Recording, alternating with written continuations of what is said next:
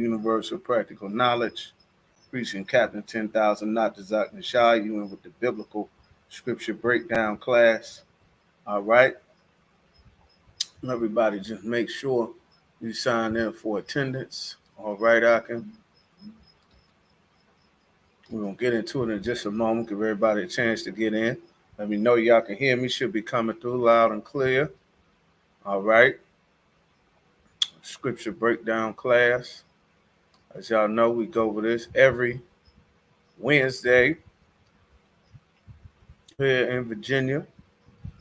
All right. Get it on. Give y'all a second to get in.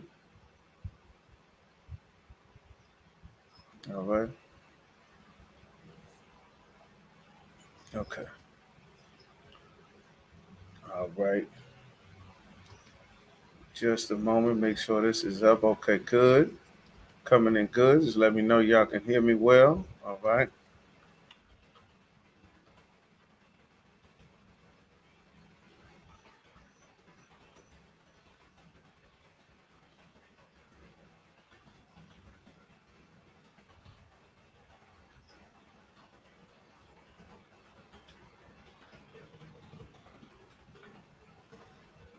All right. Of course, y'all got any questions?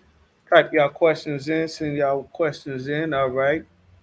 Was all blacks, Hispanics, Native Americans are God's chosen people. And the Bible is our records, our history, our present, our past, our future, our identity is all contained in the Bible. All right. We're going to get that in. We're going to go ahead, Most High in Christ. All right. Just wait a little bit. Okay.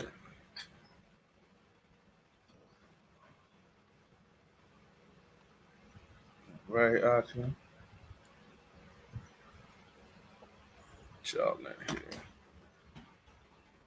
So tonight, what we're going to be going over, breakdown here, being born, the process of being born again and understanding brotherhood. Being born again and understanding brotherhood. Those are very, very crucial, very important topics, you understand, that a lot can get misconstrued about what is brotherhood and what it means to be born again. All right. Very, very important things. What it means to be born again. What's brotherhood? So let's get that here. All right. Okay. Started just a moment. All right. I can VCC.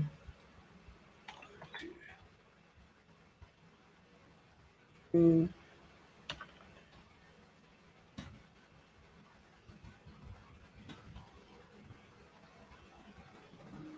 right. So where we gonna start? We're gonna start at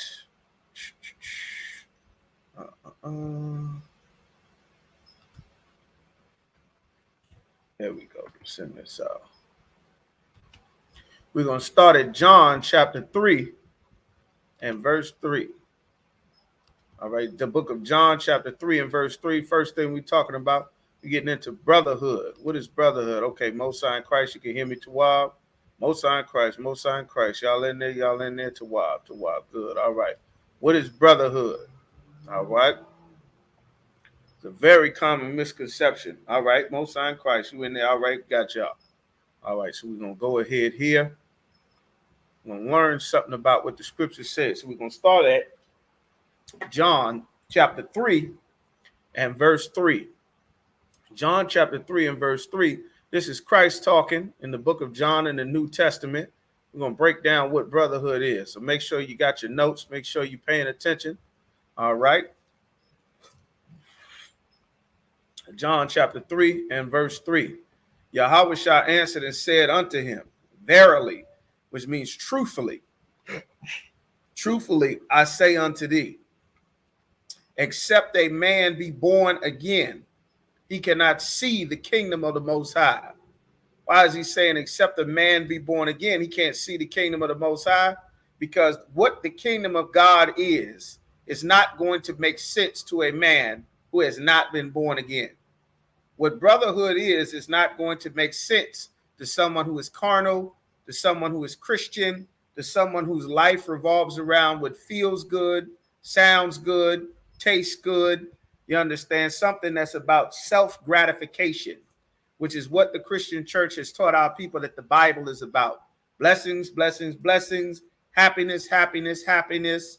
What's good for me, what I feel is good, what I like to hear, what I like to do, what I like to say. You understand? As far as our people have been taught, though, that is a very childish and a very feminine concept. You understand that the Christian church has raised our people in, that the Christian church has taught our people that this is what we are supposed to base life on, happiness and feelings. You understand? When in reality, that's the opposite of what the Most High said. That's not what the Most High said. All right, shalom. All right, Most High in Christ. Wisconsin. All right, we got Wisconsin in there. Most High in Christ. Like, this is the opposite of what God says. Except a man be born again. Now, what does that mean to be born again? There's a process of being born again, just like there was a process for you to be born naturally. We're going to get into it. I'm not going to get ahead of my lesson. I'm going to fight myself to not get ahead of the lesson, but there's a process to be born again. When you're born, you get parents, you get a name, you understand? All of those things, there's a process to being born. Once you are born, now there's a process of being raised. There's a process of being taught. They have something called a newborn.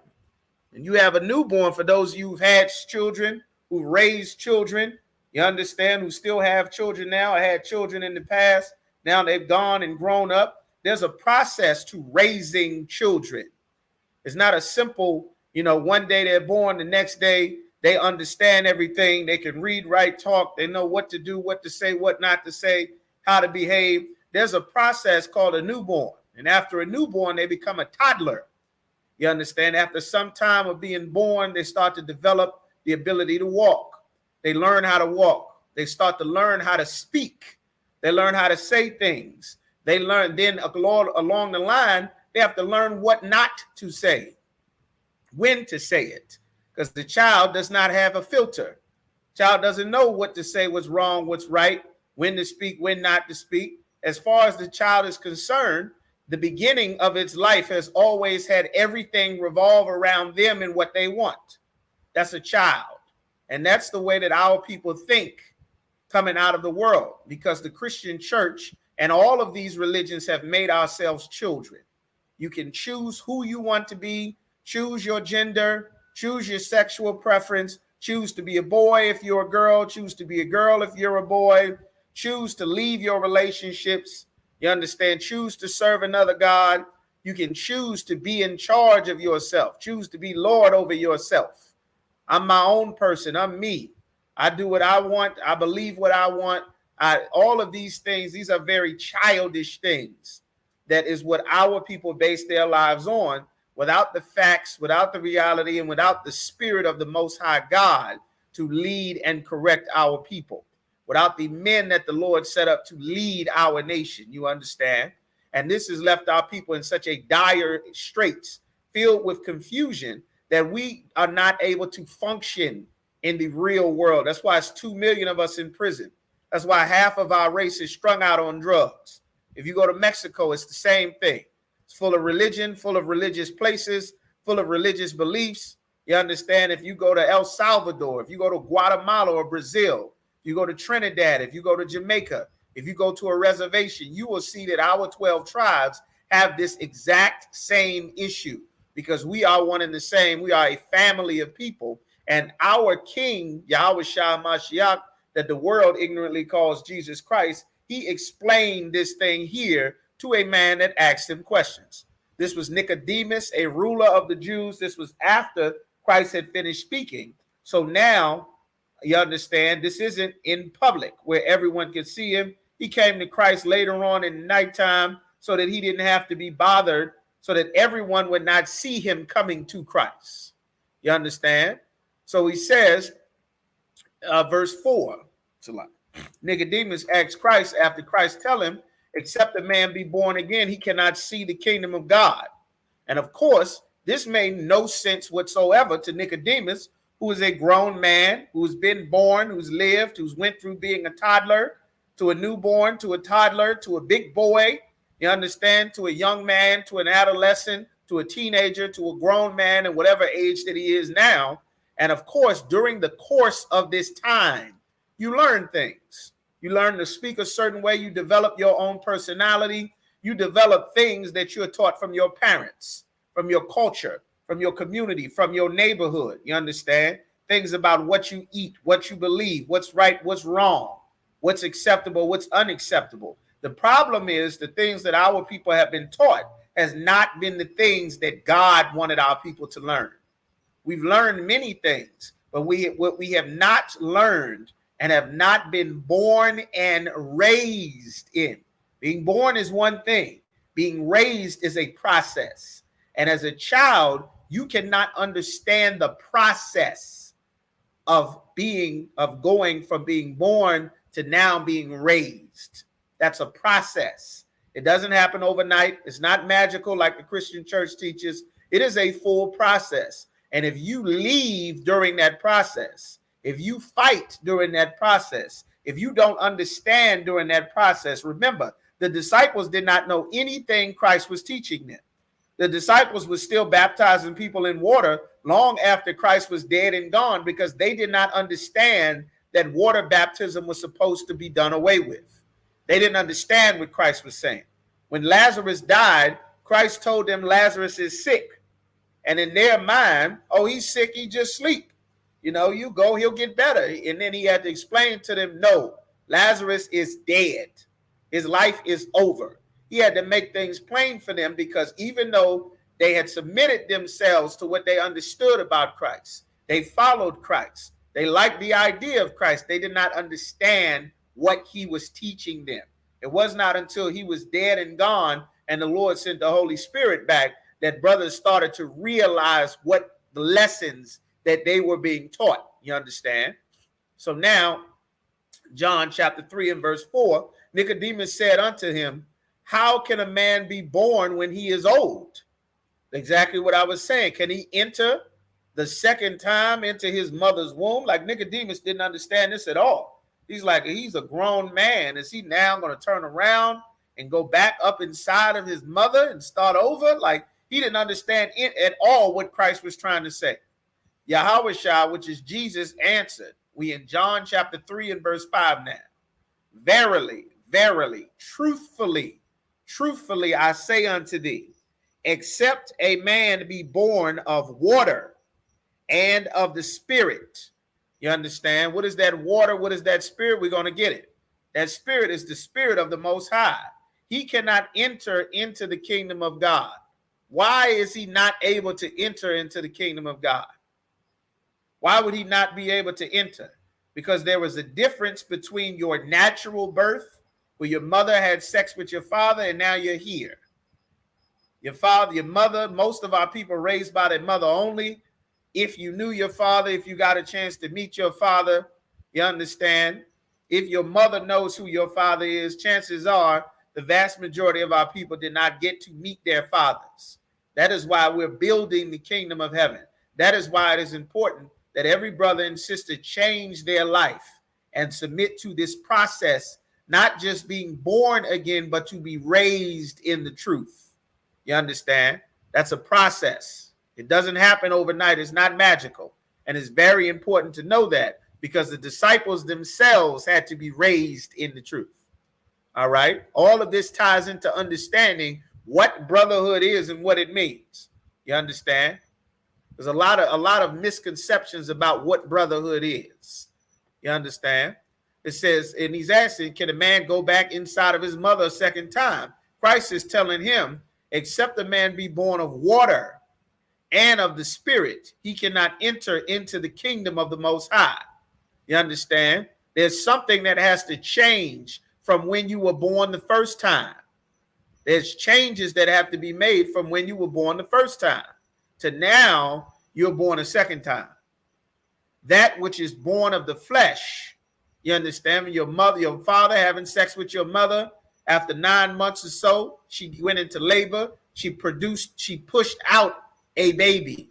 The seed of that father that he put inside of your mother, after a certain period of time, those 9 months, your mother gave birth to a flesh boy, a flesh and blood little baby boy or a little baby girl. That's one birth. That's how you became an Israelite, because of your father. If he was a so-called black man, so-called Hispanic, so-called Native American, West Indian, Seminole Indian, Haitian, a native from North, South, Central America or the Caribbean, you understand, a Taino, an Arawak, a Mayan, an Aztec, an Incan, you understand, then your flesh, you are an Israelite. You understand? That which is born of the flesh is flesh. That's not going to be good enough for the kingdom of God.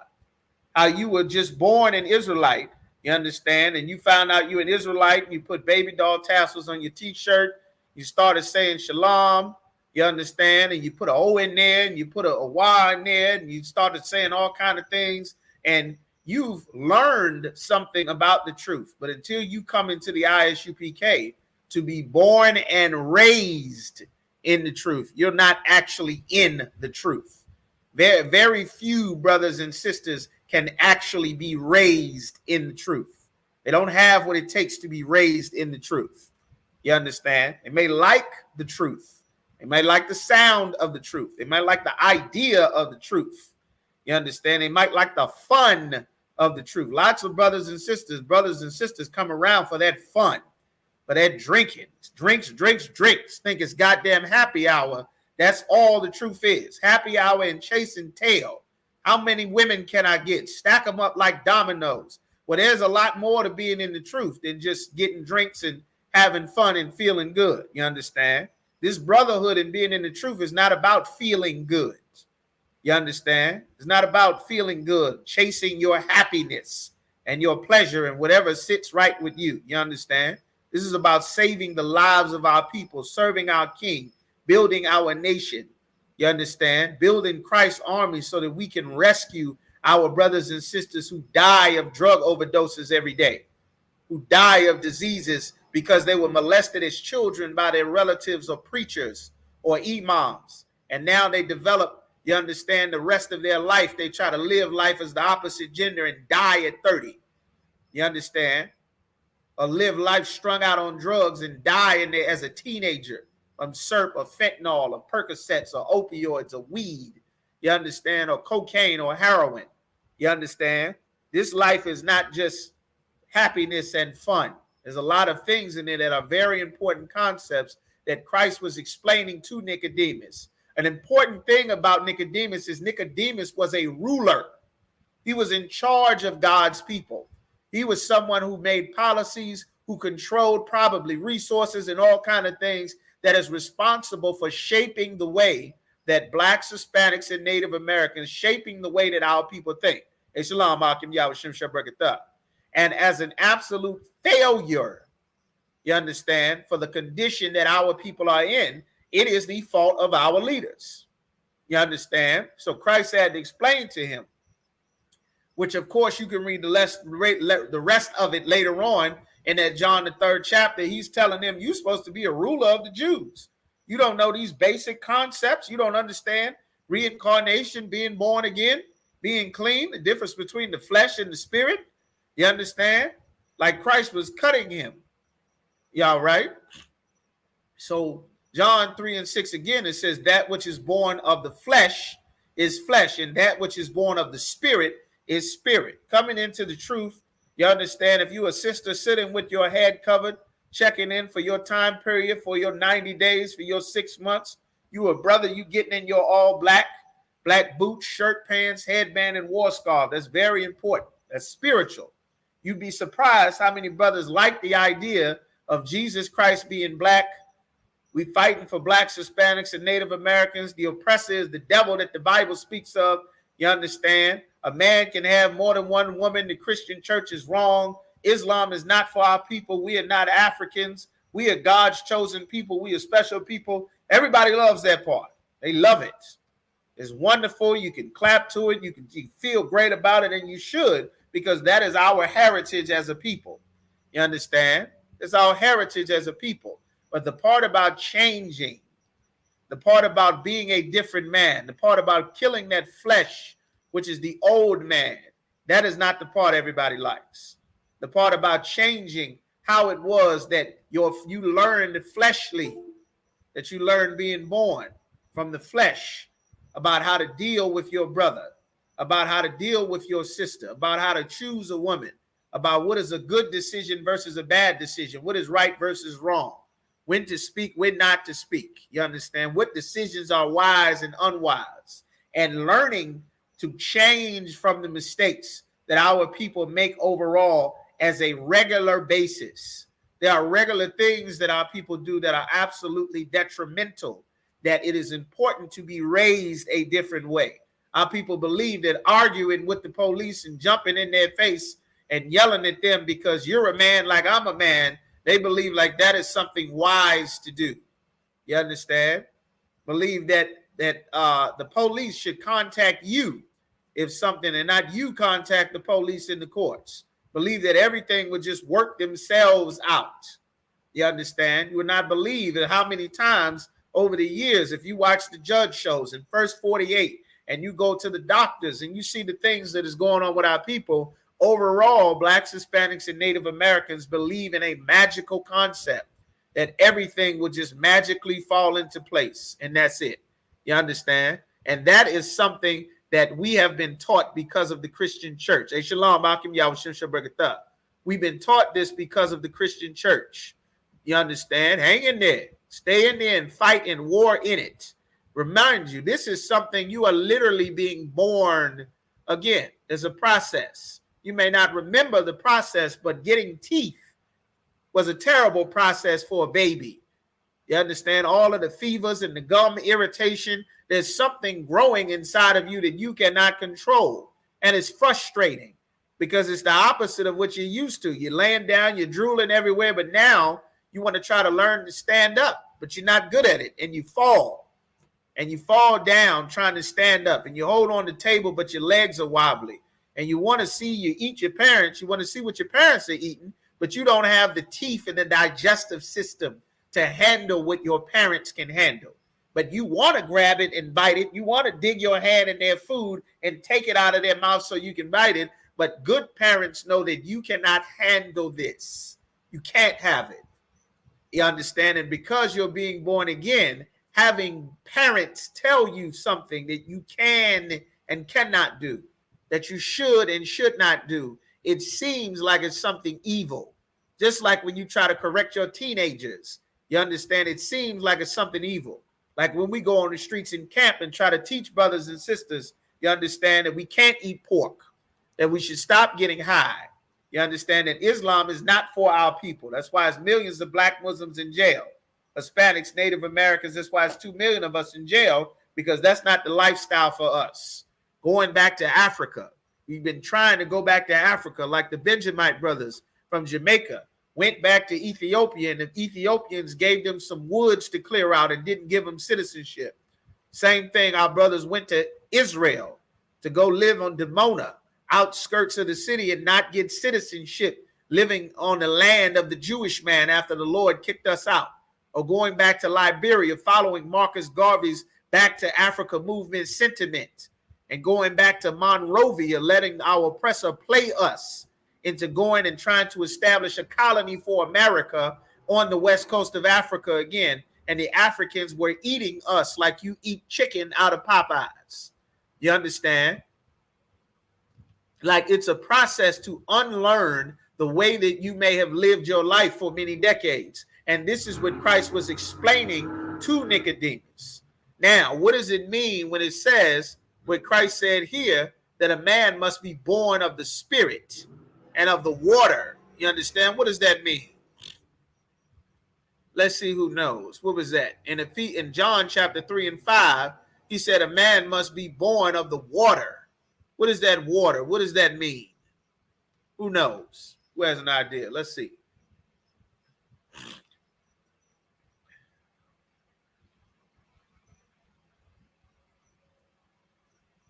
Oh, that's good. Good there. There's some tea. All right, Akim. Shalom, Yahweh Shem Shah Brekathum, Yahweh Shemar Alathan by Hashem Yahweh Shah. All right. Most High in Christ. All right, all right. What does that mean? Born of the water. What is the water that the scriptures are talking about? What is that water? Who knows? Want to give it a shot? Type in. To be cleaned. Okay. A little bit more. Be clean is right, but that's a little too vague. You understand? The answers, you want to make sure that your answers are clear and concise. You understand? That's a good practice to make sure your answers are clear and concise so that a Christian cannot use it to make it say what they want. In the scriptures, they're very clear things. The spirit, the word, okay. There you go. Y'all getting more on it. Washing your mind, washing the word, washing the spirit. All right. There you go. There you go. Y'all on it. Y'all on it. Most High in Christ. Good answers. Good answers. Now, all right. Ephesians chapter 5 and verse 26. You understand? We're going to go to Ephesians 25 and 26. And that says that he might sanctify and cleanse it. Talking about Christ. Sanctify and cleanse it with the washing of water by the word. So that is correct. Being washed by the word. That's right. Washed in the truth. You got to be washed from how you were born of the flesh the first time. You understand? The first time you were born of the flesh. And being born of the flesh the first time says that now if you wanted something, to some brothers and sisters, not everybody, but to some brothers and sisters, if you wanted to do something, then there was nothing to stop you from doing what you wanted. If you wanted it, you just had to go. That's what they teach you. You can be whatever you want. Don't let nobody tell you that you can't be something. It's one of the most evil and satanic and wicked things you can say to a person. Because God in the Bible set up laws, rules, and boundaries so that you are not free to be and do whatever the hell you want. You're not supposed to be free. You should not teach your sons and daughters that they are free to be whatever they want and do whatever they want. You understand? That's against God. That is an evil and a satanic thing to say, to do and be whatever you want. That's not like God. That's against God. God has restrictions. God has laws, statutes, and commandments to stop you from being some things that you might want to be. God has rules to stop a woman from being a man, to stop a woman from teaching the Bible in the Old and New Testament. God has restrictions to stop a man from dressing like a woman, to stop a man from being effeminate.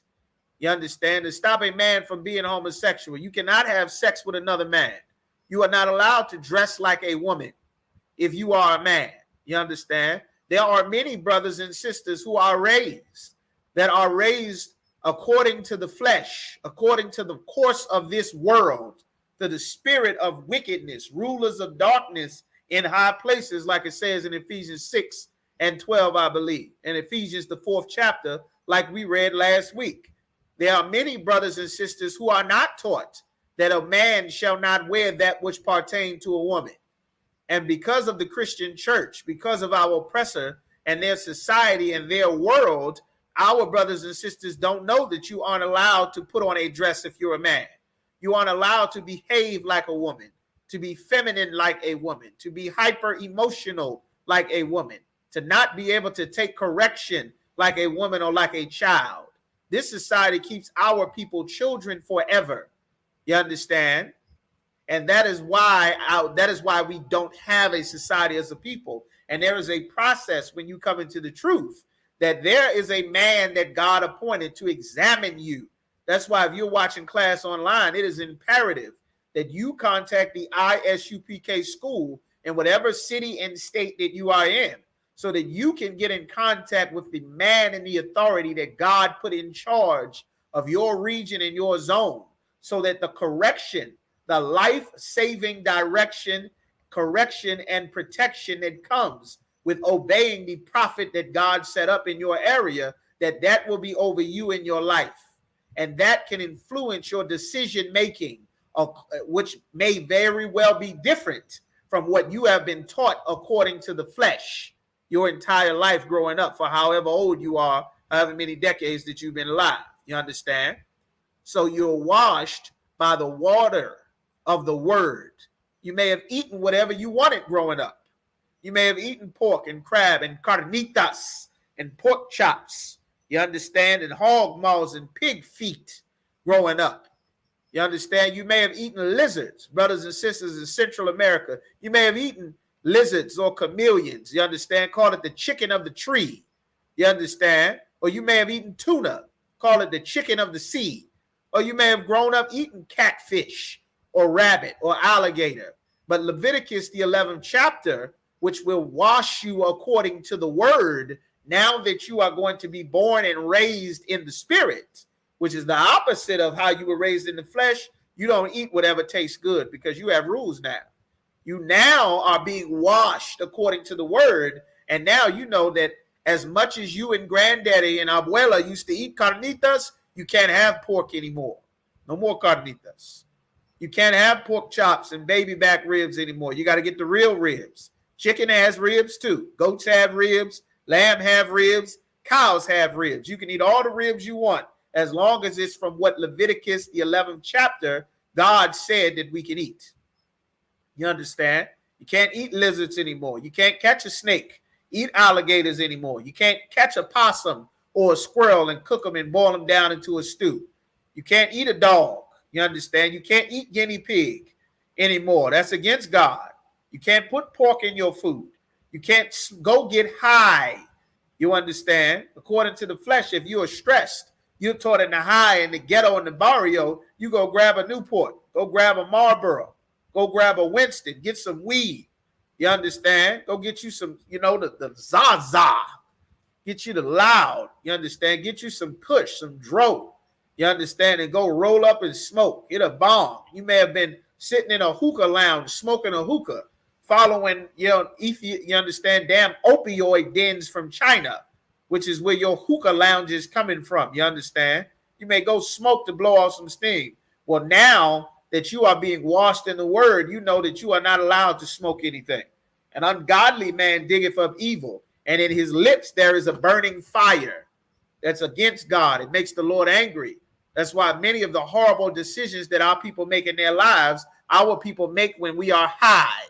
You understand? Go do some robbery because you're high. Then when you sit in that little interrogation room on the first 48, you're not high anymore. You start crying and realize that you've thrown your whole life away because your high turned into a robbery, which turned into a murder, which turned into a life sentence. You understand? And before you know it, it's one more brother piling up in Esau's prison system. Like we are unlearning and being washed according to the water of the word.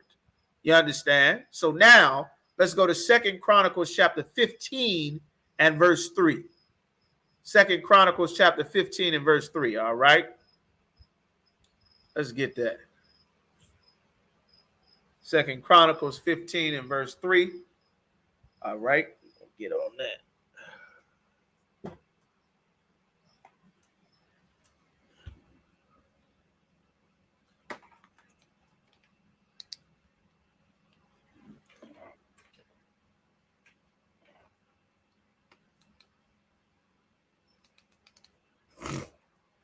Should lock it. I can bear with it just a moment. Oh.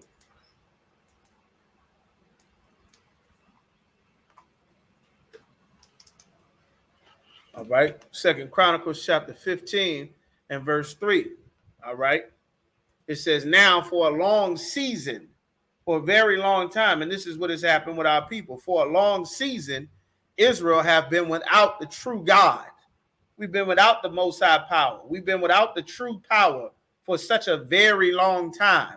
Many seasons we've been without our God. We've been with the God of the Arabs. We've been with the God of the East Indians, being a Rasta, smoking weed and growing dreadlocks. We've been with the God of the Egyptians, you understand, following behind the Egyptians' customs. You understand? Shaving our heads bald, shaving your face. I don't know how brothers and sisters think dreadlocks has anything to do with Africa. When you go across most of Africa, you'll see brothers and sisters are not growing all of that hair. You may have some tribes here and there, but that's not an African custom. Dreadlocks is the worship of the Hindu goddess Shiva. That's where you get your Kush or your ganja plant from. The ganja plant comes from India. the same place the poppy plant comes from, where you get your syrup and your opioids and your heroin and your Percocets. You understand? All of that comes from India, that area in India, Pakistan, Afghanistan. That doesn't have a damn thing to do with Africa. You've been taught to romanticize. That's another one of the things we have to unlearn from our flesh. We've been taught to romanticize Africa so much that we cannot get the concept that your brown skin is not a race. You understand? Your skin color, hair texture does not give you an identity.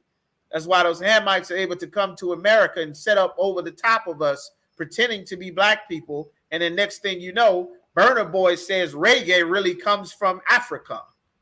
You understand? They playing the same tune 1,000 times over from one side of the continent to the other. And all of a sudden, now they want to claim reggae for themselves. You understand? Like, that's what happens when you don't have your culture and your boundaries put together, which is why it's so imperative that all of our people be born again. So what it says in 2 Chronicles 15:3, now for a long season, Israel have been without the true power. Been praying to crystals and the zodiac signs and democracy. We've been going to everything, voting, everything except for our power. And without a teaching priest. That's how you get the true Lord, the true power. You got to have a priest of the Most High to teach you. The only priests of God are in the Israelite school of universal practical knowledge under commanding General Yohana. There is no one else on this entire planet Earth that God has authorized. No body of men, no groups, no study groups, no separate private chapters, nowhere on the planet of no beliefs or nowhere are authorized to teach this Bible, to lead our people, and to educate us back to serving the Most High outside of the Israelite school of universal practical knowledge. Everyone else is guilty of malpractice. You understand? It says, our people for a very long time have been without a teaching priest and without the law. We've been without the Most High's laws, statutes, and commandments. So we have been raised in a way that is fleshly. We've been raised in a way that's just like any beast. Any beast. If it's something that can be devoured or something that the beast desires, it'll just go and take it. Even if it means destroying everything around it, it'll take it. If these drugs that I sell will make life better for me, even though it will destroy everyone everywhere else around me, who gives a damn? That's what I want to do. If having sex with another brother's woman is what I want, then I'll do it. Who gives a damn that I'm destroying a family, that I'm destroying and destabilizing our nation? You understand? Who cares? You understand? If I need to go and get high myself, who gives a damn about the inconvenience that everyone who is not smoking my cigarette is going to have to inhale my secondhand smoke that is legally reported all throughout, from Philip Morris, the World Health Organization, the New England Journal of Medicine, all throughout all the medical studies, that your secondhand smoke is just as deadly as the firsthand smoke, and it's killing non-smokers. But who gives a damn? Because that's what I want to do, I'll do it. Who gives a damn? That is how a beast thinks. That's how flesh thinks. If I have to steal from you because I want something, then I'll steal. If I'm rich and I don't feel like sharing, I'll keep it all to myself. That's how flesh thinks. And that's why the Lord our nation is damn near starving to death under the foot of all of the other nations, because our people have not changed our lives to serve the Most High. You understand?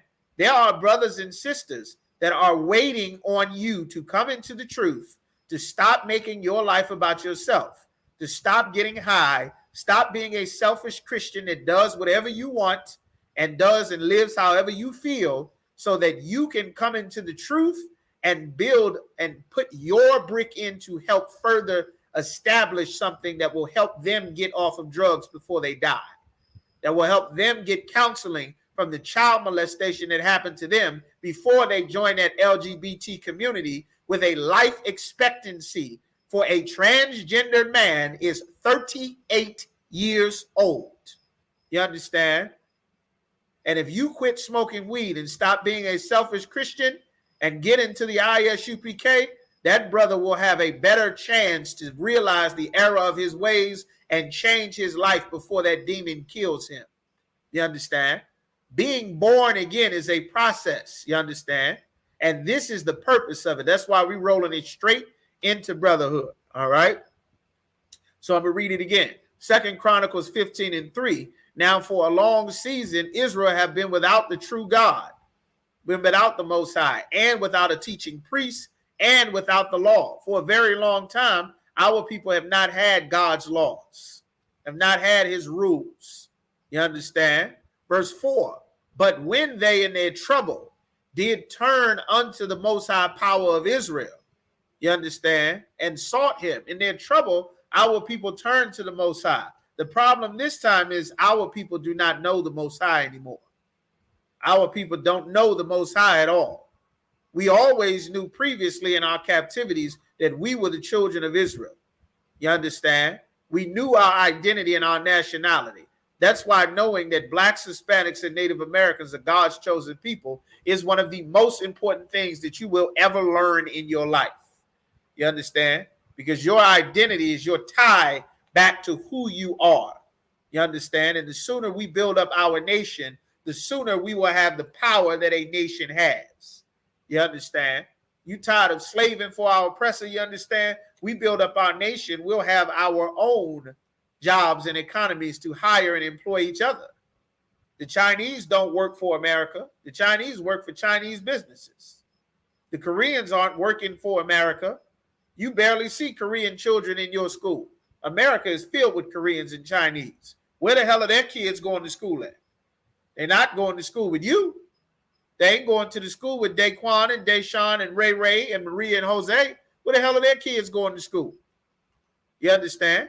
They're not sitting in some office working 9 to 5 and 6 to 10 and overtime and driving all over the damn world, not getting any sleep, not seeing your family, working 2 jobs. Where the hell are their kids going to school? How are they surviving here in America? They're surviving because their identity has united them. And throughout all the problems that they may face as a people from their homeland and in their communities and with their families, their identity and their loyalty to each other because of their common identity has strengthened them to survive in this place. You understand? And that is the benefit of having your nationality. That's why it's so important that we leave this Africa, Islam, Christian nonsense and turn back to our identity as being the chosen people of God. All right? So that's what the Lord is saying there. We will keep going. All right? So now it says, but in their trouble, they did turn unto the Most High power and sought him. And he was found of them. Seeking the Most High is not you believing that the Lord is talking to you in your mind, which is what the Christian church teaches us. Going to church is not seeking God. Seeking God is asking the prophets that God set up about the Lord. Getting in the ISUPK, that's seeking God. Get in our classes. Contacting the school in whatever city and state that you are in, that's seeking the Most High. You understand? Calling to get counseling, that's seeking the Most High. All right? Of course, y'all, any questions, y'all go ahead and type them in there. All right? So we're going to, verse 5. It says, and in those times, because we've been without the Most High, because we've been without his laws, because we've lived out the way that we were taught by our parents and by our communities and by our flesh, you understand? Which really, we are being raised by record labels. Record labels, TV stations, and networks, that is how our people are being raised. That's how we're being taught. You understand? Our entire culture as a people is being shaped by entertainers. Basketball, football, rappers, record labels, singers. That is how our nation is being shaped. You understand? Whatever is sung in a song, that's what becomes our culture. You understand? They know if they can put enough rappers in a dress and skin tight pants, they started to put rappers. I remember when Lil Wayne put on those tights. Lil Wayne started wearing tights, and he started wearing tights, and before you know it, other rappers started wearing tights. Then there came a rapper wearing a damn mini skirt. Now, Rappers is wearing mini skirts. Then they wearing tight leather pants. Now, rappers is wearing tight leather pants. Brothers is wearing tight leather pants and mini skirts and skinny clothes. And before you know it, you damn near can't tell who's a man and who's a woman. You understand? These were agendas that were pushed on our people because as a society, without the Most High, without his laws, without a teaching priest, this is what our people have been left to. And we are fighting a counterculture war. You understand? A shalom, a war against the tide of the world that is pushing our people in a direction. And because of this, it says here in verse 5, and in those times, there was no peace to him that went out, nor to him that came in. You understand? It used to be you leave somewhere, you leave in peace, you're happy to go. Now, we're not leaving in peace. And purses and painted nails, damn right, sister. Poor sisters better get in the ISUPK quick. Masculinity is drying up like a well in the desert. You understand? You understand? Ain't gonna be too many people left to teach your son how to box. They're gonna go to try to learn about something, and the damn karate instructor gonna have painted Master Jimmy gonna have painted toenails and French tips on his damn hands. You understand? The fighters is homosexual. They got on dresses and purses. The rappers got on dresses and purses. The damn school is putting up transgender day. You understand? Letting men do drag strip shows for children. Talking about it's their right to introduce it to the children. You better get in the ISUPK and learn to fight, man. Better learn the warfare and learn to fight. Learn to fight the way that the Lord said. This place is going up. You understand? So it's saying, and in their time, and in those times, there was no peace to him that went in, nor to him that came in, but great vexations were upon all the habitations of the countries. Lots of frustration and things were on all our habitations in our countries, man. Tons of frustrations. Frustrations because the way that our leaders taught us was acceptable to live has failed us as a people. That drug dealing lifestyle that we were taught was the way to live from the late 80s and the early 90s, the late 80s, you understand? That get high lifestyle, we were taught that was the way to live, man. You get high, nobody tell me nothing. I do what I want, long as I'm able to take care of whatever I like, and that's fine. And then you find out that years and years of getting high, now they find out and tell you that smoking weed damages your heart. Brothers having heart attacks and dying from smoking weed. Don't even realize it. You understand? Now we finding out all of these things that the Lord said. Hey, shalom, shishah brekatah. You understand? You realize that your freedom to go and have sex with whoever you want. We no longer, sex is not marriage anymore. You can do whatever you want. You understand? No strings attached, just benefits, and trying to get around the order that the Most High set up. Because for a long season now, Israel has been without the true God and without a teaching priest and without his laws. And now come to find out that there's something that God put in place that you cannot change because of the time, because of the music, because of the popularity, because of Freaknik and OnlyFans and everything else, and Mardi Gras, and what is that, Carnival, whatever tribe you are, whatever city or state or country that you're in. You cannot change that God intended for sex to be permanent. That's why you're having children, even though you don't think it's marriage, because we've been without a teaching priest and without the law and been without the true God. And we lived life that way. And because we lived our lives in such a way that was against what the Lord said, now our families are destroyed. Now our children have been raised without families because everyone chased fun and happiness and pleasure without responsibility and thinking to what would happen to our community if everyone did what they wanted, if everyone did what made them happy, if everyone chased their own lust and their leisures, and their own lust and their pleasures got tongue-tied, and everyone was able to do exactly what they wanted, what would happen to the rest of our people? No one considered that because our leaders had not taught us. They weren't the ones that the Lord set up. So let's get some more. You understand that in the times before, when we had these rules, we did not consider that not having the teaching priests in the law, that we ate things that God told us we could not. And the high blood pressure and the failure, now your bowels stop working. Now your intestines and your stomach start to shut down and all kinds of problems because of the shrimp and the crab and the lobster and the scallops and the mussels. You understand? Things that the Lord told us never to eat. You understand? And these things cause our communities to not have the peace. Whether you leaving or coming or going is not peaceful. You're able to move and go to someplace better. Now you move because the complex is shutting down. You understand? But once our people come back and serve the Most High and we obey the Lord, Lord willing, we'll be able to control our own living situations, our own communities, our own neighborhoods. You understand? Our own food supplies. We have our own food to where we won't be at the mercy of whatever corporation putting God knows what in the food and the rice and the beans and the cans and the plastic this and all of those things. When we served the Most High, we had our own. When we disobeyed the Most High, we joined our oppressors and we were left to their mercy. You understand? This is what the scriptures were talking about. And knowing these things trains you on how to think properly, because this is you being washed with that word. You understand? Being washed with the word. All right. So now we want to go to First Maccabees chapter 5 and verse 49. First Maccabees in the Apocrypha and chapter 5. All right.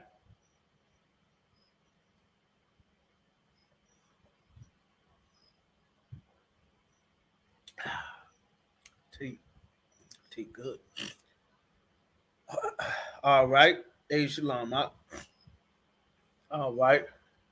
First Maccabees chapter 5. There's a process. All right.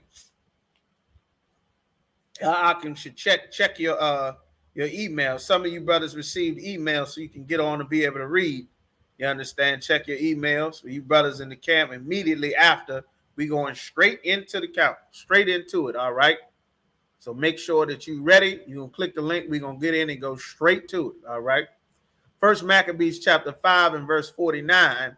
It says, wherefore Judas commanded a proclamation throughout the hosts. You understand? This is an important thing, learning. Very valuable lesson to learn about things, about brotherhoods. We had a war with the Greeks. That's why we celebrate Hanukkah every year. You probably hear brothers mention this on numerous classes all the time. Famous war we had against the Greeks, which is why we went over also in one of these scripture breakdown classes, the difference between the Jew and the Greek.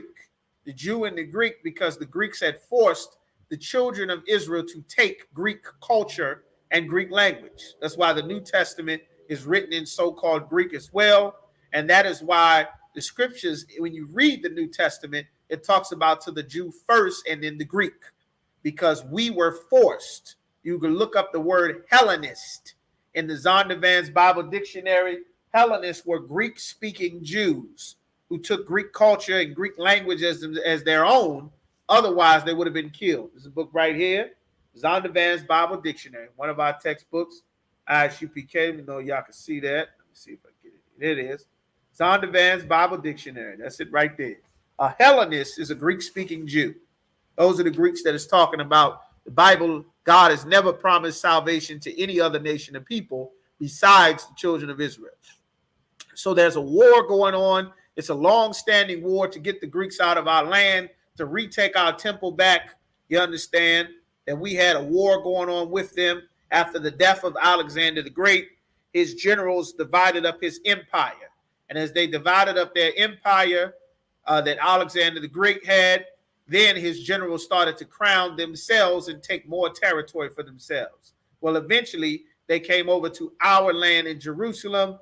You understand, forced our people to obey them. There was one brother who the Lord was with named Judas Maccabees. Him and his sons, his name was Mattathias, was the brother's name. That was the father's name. He had sons, Simon, a number of other sons, and then Judas Maccabees, who Yahwadah Hamakabath, which is the hammer of Judah.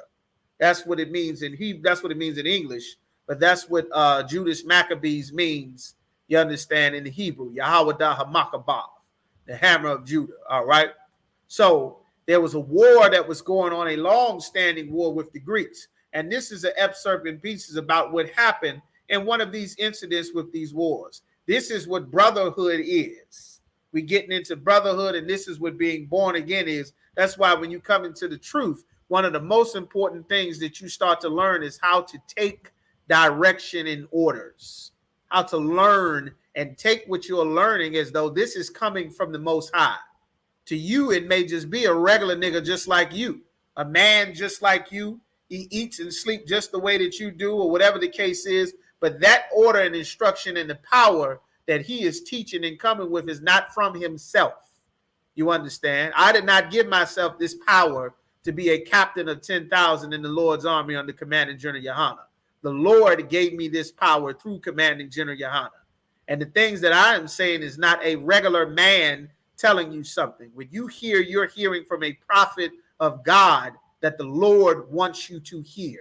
This is the Lord telling you something. That's why it says in the New Testament, when you receive correction, upbraideth is not. Don't hate the orders and instructions that you are getting, because these orders come directly from the Most High, from a man that watches for your soul. You understand? As it says in Hebrews, you understand? So let's get that. So now we're going to First Maccabees chapter 5 and verse 49. Hey, Shalom, warrior. Yahweh Shem Shabbat. All right. Shalom, Yahweh Shem Shabbat. All right, Most High in Christ, warrior. All right. So we have First Maccabees chapter 5 and verse 49. Very important lessons to learn about what actual brotherhood is. We rolling over into our second half of our second topic, and it's important to know what brotherhood is. There's a lot of misconceptions about brotherhood, and most of our people, you understand, it's important to learn what it actually means. It's easy to think that you know what it means. I've encountered countless of Commander General Yohana, the generals have encountered countless brothers who thought they understood what brotherhood meant until it was their turn to be a brother. You understand? Everybody believes that they understand what it is to receive brotherhood and to want brotherhood and to want the idea of what they think brotherhood is, until it comes time for them to be a brother or them to be a sister. Then it is, I don't want to, it shouldn't be me having to be a brother. It should be someone else being a brother. You understand? Well, this is another one of the examples. Of course, everything that you're learning here is what Commanding General Yohana has taught us all, because the Lord said to say this, and it's all over the Bible. And this is another very important example of what happens. So we're going to read this here and get this in First Maccabees chapter 5 and verse 49. So go ahead and start from there. Kanawakan. First Maccabees chapter 5, verse 49. Wherefore Judas commanded a proclamation to be made throughout the host. Judas commanded a proclamation. A proclamation. Command means an order. You understand? He's controlling a military. This in here, you beyond a student, a trooper, an officer, you are in a militant order. This is not a secret. We don't keep this secret from nobody. You are in a militant order. That is why we give and take orders in here. Khan Adawan Khan. Because in this situation, these were trained men of war who are responsible for the defense of the nation. That's what brotherhood is. Brotherhood is defending the nation. You understand? It don't always sound and feel and taste good having to defend the nation. You understand? Let's see what happened and what these brothers did. Let's get this example. Remember, the scriptures say the things written aforetime are written for our learning. They're written for us to learn from these things. The Bible is not magic. There's no magic in the Bible. You understand? You don't magically wake up and know all the secrets to the mysteries of the universe. The scripture says Christ learned obedience through the things that he suffered. And this was our king. You understand? So keep reading. He gave an order throughout the host. The word host means armies. That's an army. You understand? In here in the ISUPK, this is an army. This is a military order. You understand? Not a church. We don't fellowship in here. We don't have services. We don't have Bible study. We don't have choir rehearsal. This is a militant order in here. You understand? Because that's what it takes to rescue our nation. That's what it takes to rebuild our people. That's what it takes so that the rest of our brothers and sisters can be safe because of the brotherhood that protects them. Well, let's see what these brothers did. Keep going. That every man should pitch his tent in a place where he was. He got orders that every man was given orders to do something. These were trained, skilled men that were given orders to do a specific thing. Now, he could not individually go and talk to each of these brothers. He had to give an order from his position of authority to a central place, and then the order was dispersed throughout the rest of the nation, throughout the rest of the army. That is an important concept to learn because that is brotherhood. This brotherhood in the Bible is based on militancy. That's how the brotherhood is based. That's how it's always been. That's how Christ was and how he raised his disciples. We would have never gotten out of Egypt without the brotherhood that Moses showed. You understand? And if you read and find out what happened in that wilderness, you will get a very important lesson about brotherhood. It ain't about songs and dances and hugs and kisses. The brotherhood is not built on good times and fun and happiness. Because guess what? Everything in life is not going to be about good times and fun and happiness. Marriage will not last if you're married for fun, happiness, and good times. You understand? You won't be able to keep any. Your job won't last if you're at work all about happiness, fun times, and good times. You will drop out of school if everything is about what's fun and makes you happy. You will quit college if everything is about what's fun and makes you happy. You will never achieve any goal if all of your emotions must be properly tickled and teased and squeezed properly for you to achieve anything. You will have nothing in life. You understand? Do not treat the work of the Lord or serving the Lord as anything less than what you have been doing your entire life in the world. And many of our people have lived in such a way that is of the flesh, and now we have to be taught how to live spiritually and be washed by the water of the word. This isn't something I'm saying. This is what's in the Bible. This is how you stop the child molester. Everybody beating the tambourine and want to vote and sing and ask for more police. That's not going to work because the preacher is a child molester. The police are running a sex trafficking ring. You understand? This is how it's actually done. Spirits control the world. Everything is run on spirits. Words are spirits and they are life. You understand? So keep going. Kana Wakan. First Maccabees chapter 5, verse 50. So the soldiers pitched and assaulted the city all that day. All that day. They pitched. They set up camp wherever they were. And they assaulted the city all day. Keep going. And all that night. All day and all night. They spinning. They spinning the block all day, all night. Spinning. They stepping on that city constantly. You understand? This is a war that's going on. And there is a, whether you like it or not, there is a war going on that is being waged against blacks, Hispanics, and Native Americans. There's a war going on so that your sons and daughters never learn about slavery. They never learn about the transatlantic slave trade. It's not in the textbook anymore. They don't learn about the conquest of the New World and the Trail of Tears and how they poisoned and executed 77 million Native Americans to steal America. How they murdered our brothers, the tribe of Issachar, to steal Texas and California, which rightfully belongs to the Mexicans. There's a war of information. There's a war on your identity to make sure that you don't ever learn that you are the true Jews of the Bible. Ask Kanye West, ask Nick Cannon, ask Kyrie Irving.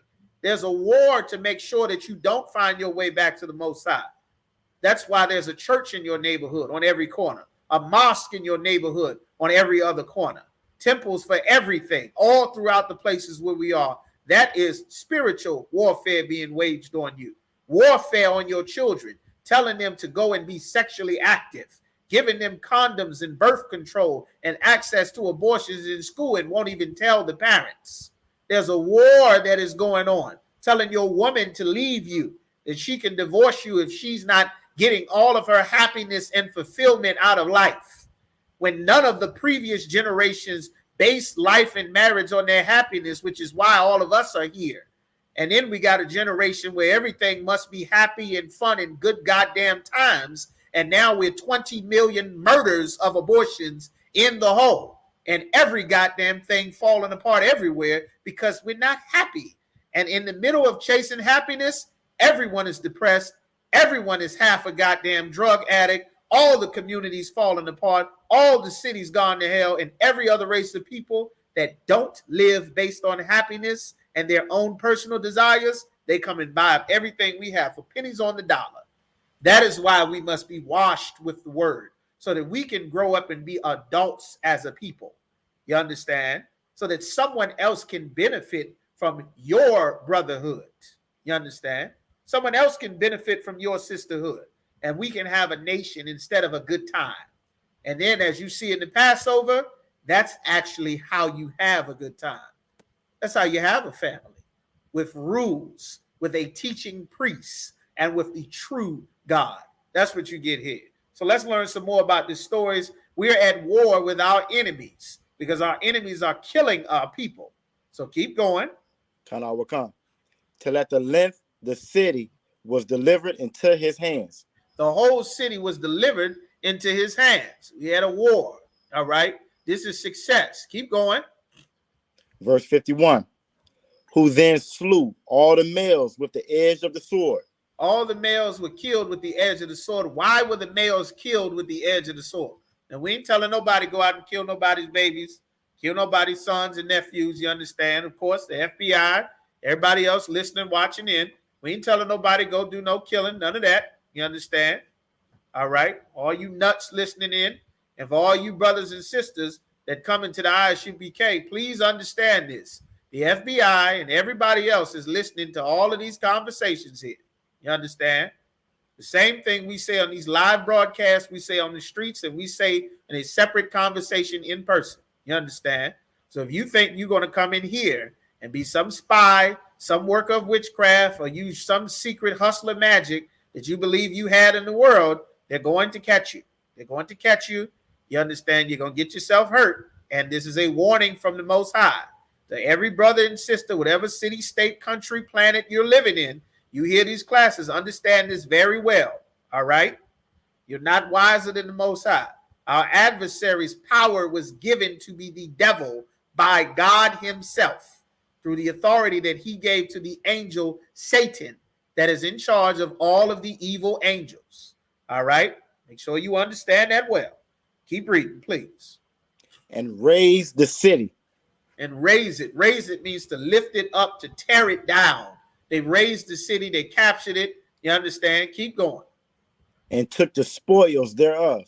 And took the spoils. Took everything from that city. It said they killed all the males because the males is who continued the family line. Males make sons and uncles and cousins and nephews and grandsons. That continues the lineage on. When you are a free man that actually loves your people, what happens to your past generations, the future generations come to get revenge for what you've done to their people. That's if you actually love your people.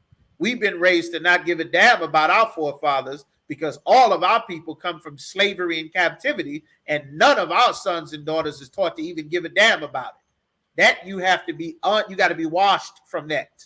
The water of the word will clean you from not caring about 77 million dead Native Americans and 100 million so-called Afro-Americans or Negroes, Haitians, West Indians murdered and thrown in the goddamn Caribbean during the transatlantic slave trade, eaten by sharks or drowning to death, dying of a stroke or a heart attack, being fed to alligators, hung from trees, burned in a teepee, drowned at the bottom of a sea or ocean digging for gold and pearls, you understand, for the conquistadors. You won't care about that. You got to be clean from being a selfish, prideful Christian that only cares about our oppressor. You understand? Being loving your people, being born again, having brotherhood, and serving the Most High, it is not a simple thing. It's a process to learn what it means and how to do it. So keep going. Let's see what these brothers did. There's a great war. It's successful. They're tearing down the city. We're fighting our enemies. We are having success now because everyone is obeying who the Most High set up. Keep going. Kana Wakan.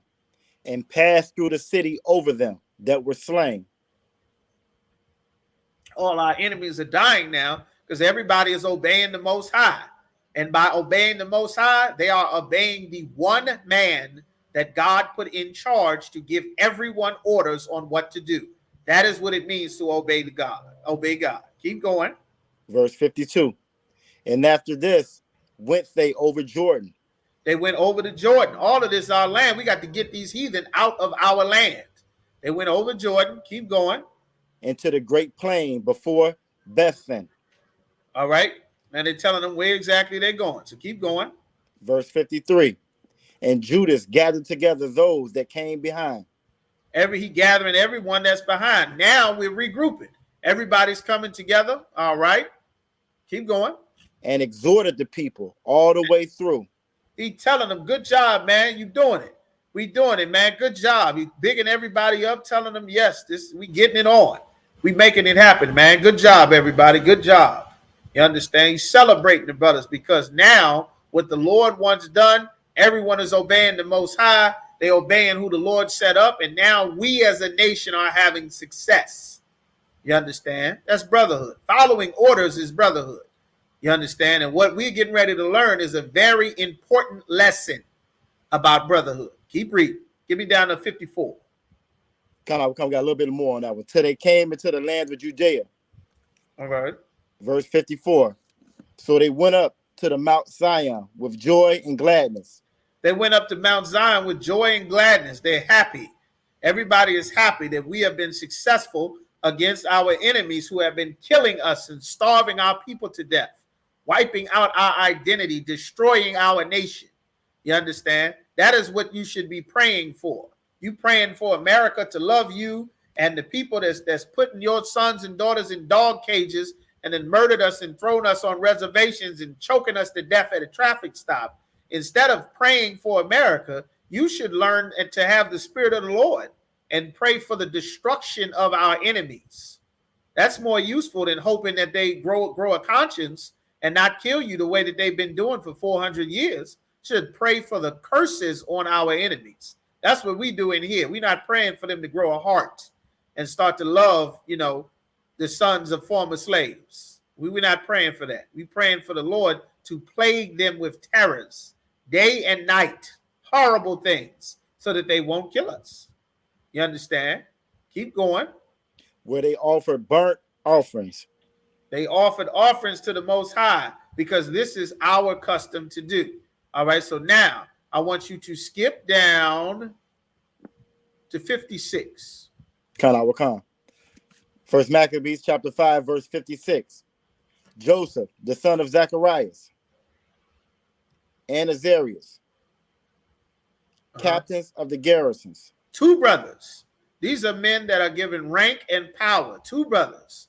These brothers will always, them and their fathers will be known for this. Like we reading about Judas Maccabees, his brother Simon, Mattathias. We reading about Matthew, Mark, Luke, and John. We reading about them. And Moses and Adam and Noah and Abraham. We reading about them thousands of years later. We're still reading and talking about them as we should. All right. Now, remember Joseph and his father Zacharias and Azarias. Joseph and Azarias, or Azarias, captains of the garrisons. They have men under their command. They have power and authority. They're in charge of garrisons. A garrison is a military term for a body of men. All right. Keep going. Heard of the valiant acts and warlike deeds which they had done. Oh, they heard about how Judas Maccabees and all the great acts were being done about other brothers. They heard about it. They heard about the successful wars and things. You understand? They heard about what was done. Keep going. Verse 57. Wherefore they said, let us also get us a name. Let it do what? Let us also get us a name. I want some shine too. Let us get a name. Let us get a reputation, man. I want them to talk about me too.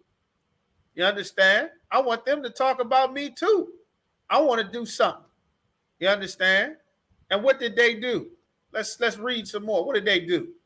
And go fight against the heathen that are round about us. Let's go and fight the heathen that are round about us. Let's go. Let's get us a name too. You understand? Keep going. Verse 58. So when they had given charge unto the garrison that was with them, they went towards Lamnia. Right.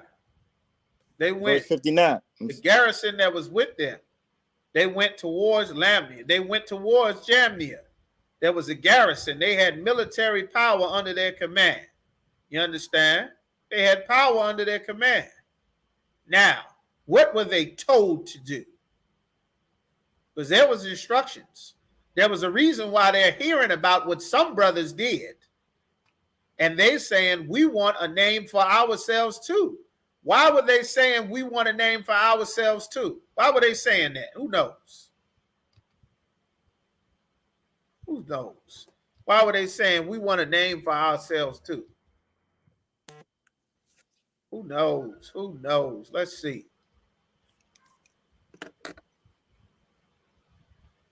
All right.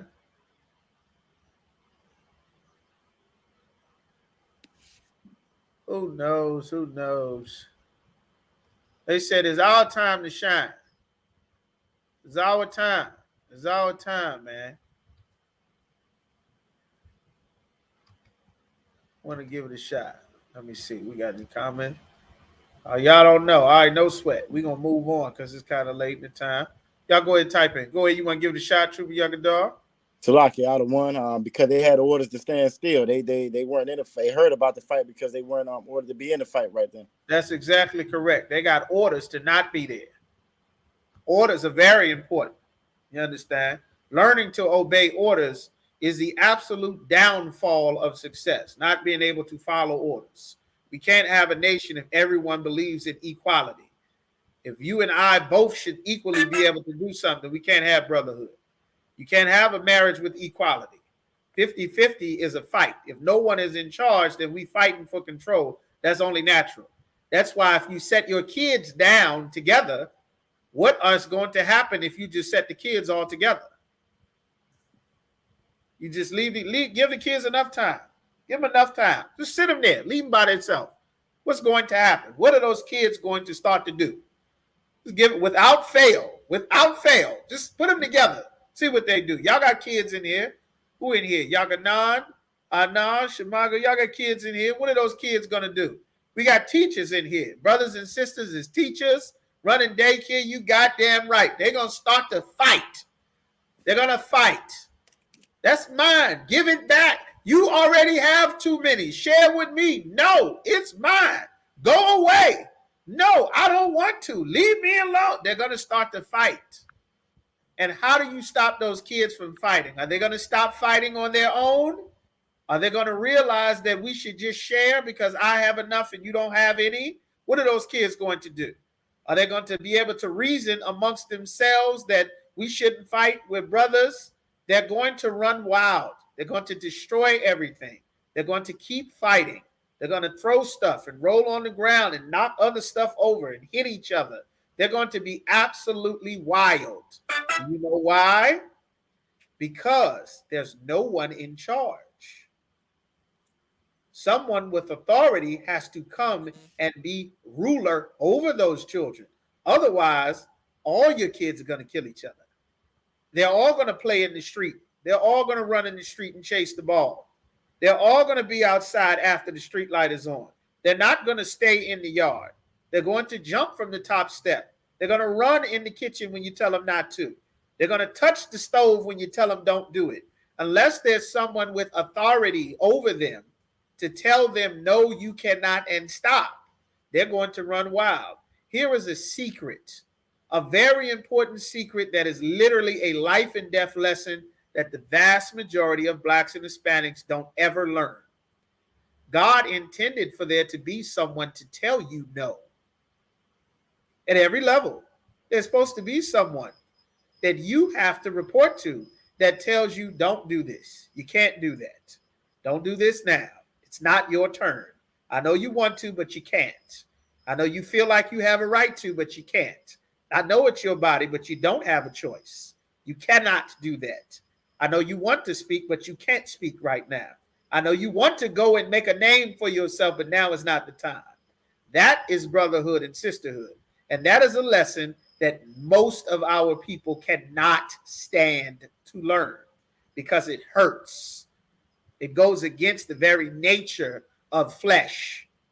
That every other nation of people has it and understands it, and that's why they have a nation instead of a neighborhood. You understand? They have a nation where their people have rules. Whatever dysfunctions that they have, they still have a nation and an identity and a God for their people and a culture for their people. That even though they may have problems like all people do, they have something in common that keeps them together, whether they like it or not, whether they're happy or not, whether they're sad or not, in their good times and their bad times. They have something, and that is called an identity, and that's what actual brotherhood is. And these brothers did not have it, and this is what happened. Keep reading. Verse 59. Then came Gorgias and his men out of the city to fight against them. Gorgias and his men out of the city to fight against them. These brothers had garrisons that were stationed in the city. They weren't supposed to be in the field because they were the security of the city. They weren't supposed to be going out making a name for themselves because they belonged in the city. Do you know Jesse Jackson was one of the most forefront? He was on the forefront of the civil rights movement. He was at the top, right next to Martin, right next to Al Sharpton. And Jesse Jackson said in the 80s that abortion is black genocide. It's ridiculous, the idea to even push abortion after we fighting for our lives as a people. Why in the hell would we want abortion clinics to be in the black community, to tell and persuade our sisters to kill their babies? Why in the hell would we want that? And he was against it. And then Jesse Jackson, he wanted to leave the post. Of course, he wasn't in charge of anything according to the Lord, because the ISUPK is who God put in charge of black people, of Hispanics and Native Americans. He appointed himself. You understand? There's a lot of self-appointed leaders amongst our people, and that is why our people die so very much. And these brothers appointed themselves to do their own thing. That's what they did. They didn't want to follow the order. They could only see their own desire to have a name for themselves. It's my turn to shine. I am equal with them. I too should be able to shine like they shining. Why are they not talking about me? We in this city, the battle out there, we got to get out there to the battle. But that wasn't the order that they got. So what did they do? They disobeyed the order. They broke their rank. They didn't want to follow the orders. They didn't want to count out of one con. They didn't want to do the check-in when they were told to do the check-in and be here at this time, call here, do this, don't do that. You can't eat this, wear this, don't wear that. Do this, be ready for this, don't be ready for that. These are foundational levels. It may seem like it's a strange thing, but guess what? World War III is around the corner. Not World War III on your Call of Duty video game on PlayStation or Xbox Network. Actual World War. The last few generations have gotten softer and softer to where a disagreement is a hissy fit and 3 murders. You understand? For I didn't like what you said. That's why the Bible says if your brother offend me, go to he and thee alone. You cannot do the opposite. You must talk to him because you could be hating him about a disagreement.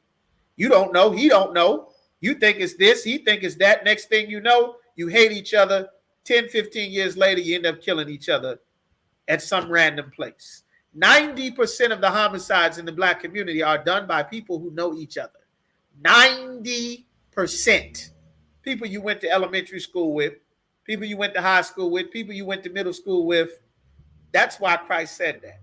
That's why it's important in here that we obey the Most High and learn at the very basic level from straight out the door to learn to take and follow orders and receive correction, because you cannot grow and be raised without it.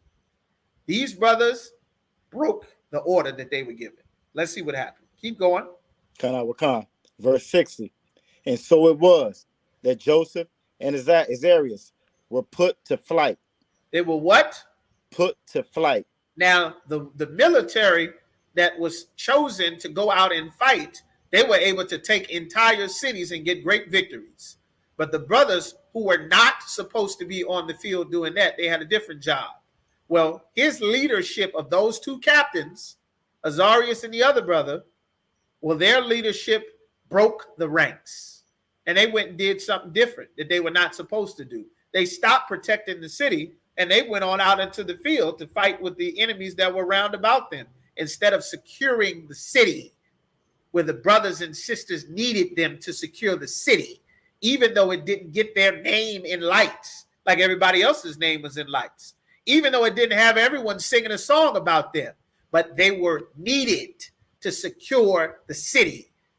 It wasn't feeling good to them because they felt that brotherhood that was supposed to feel good. You get your name called, they should say my name too. We should be equal. You understand? That's how they felt. That was the demon that was on them. And that demon is a very life and death demon.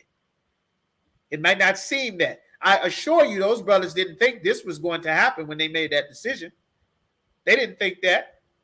They didn't know it was a demon telling them to do it, to disobey the order.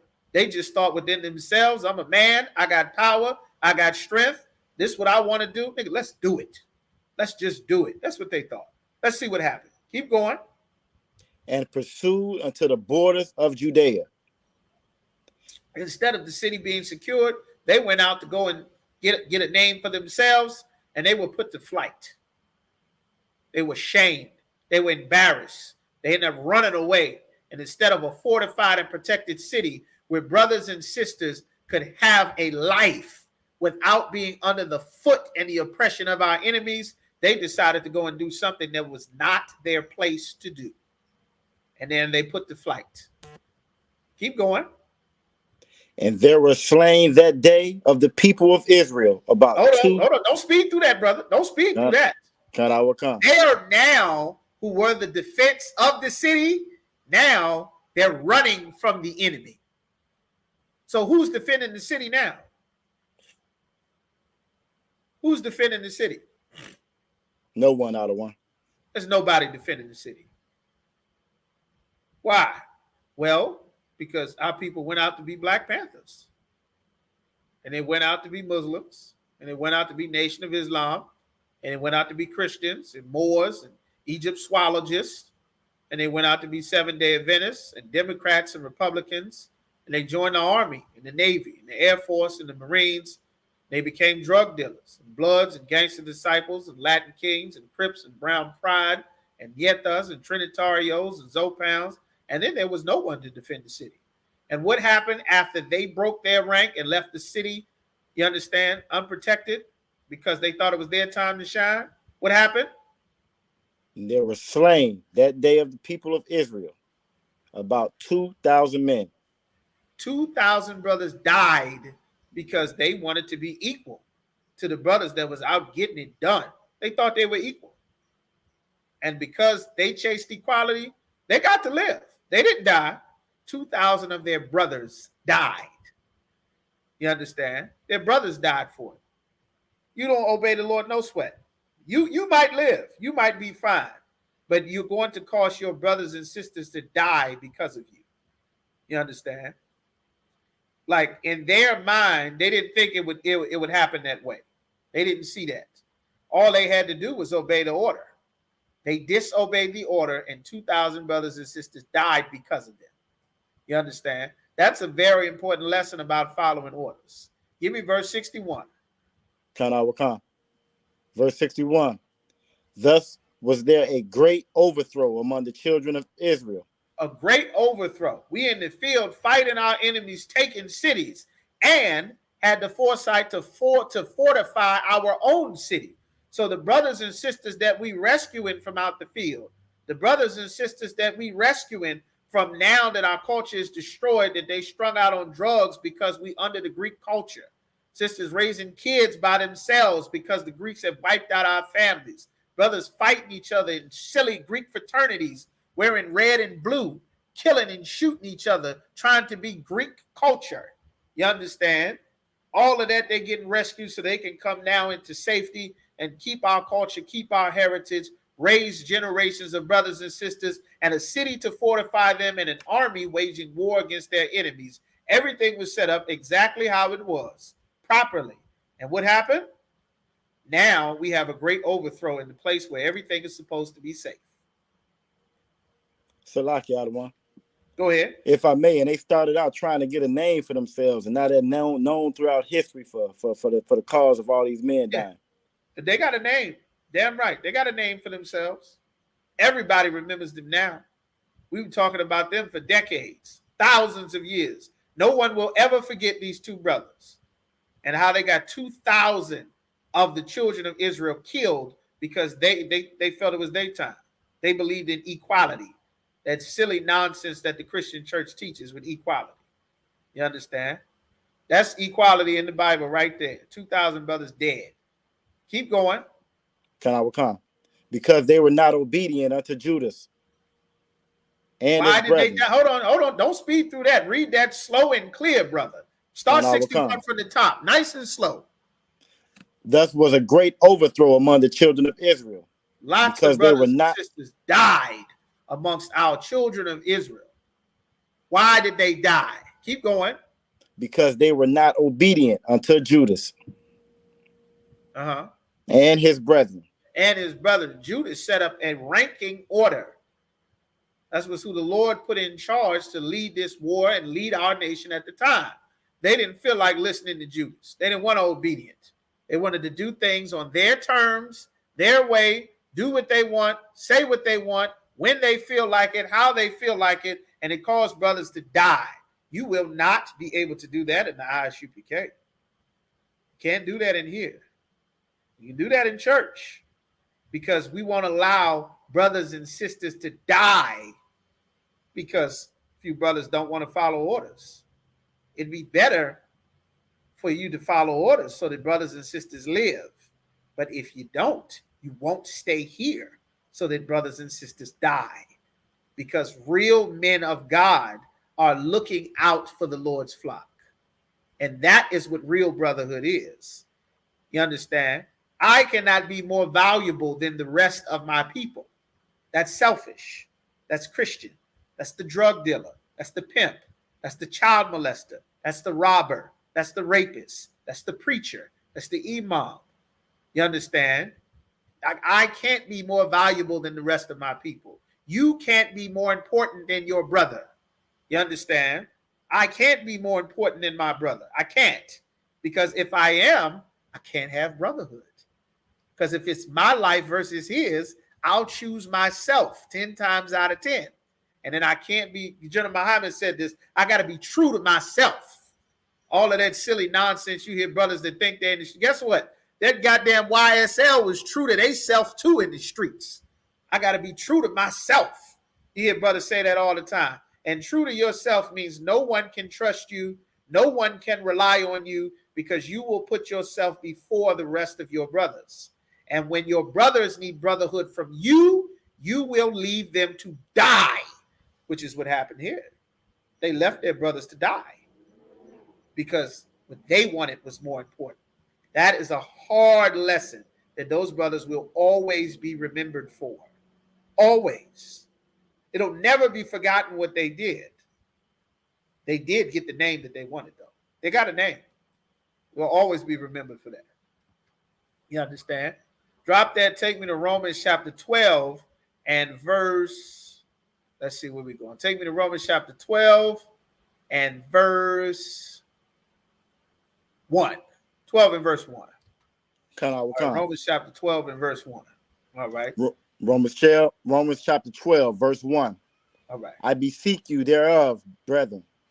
It says thereof or therefore? Therefore, brethren, Slakia. By the mercies of the Most High. He said, I'm begging you, brethren, by the mercies of God, by the Lord's mercies. Keep going. That ye present your bodies a living sacrifice. He said, present your bodies a living sacrifice. Why is he saying that? Because the sacrifice used to be the animal, the blood of bulls and goats and the sacrifices that the Lord required for our sins to be forgiven.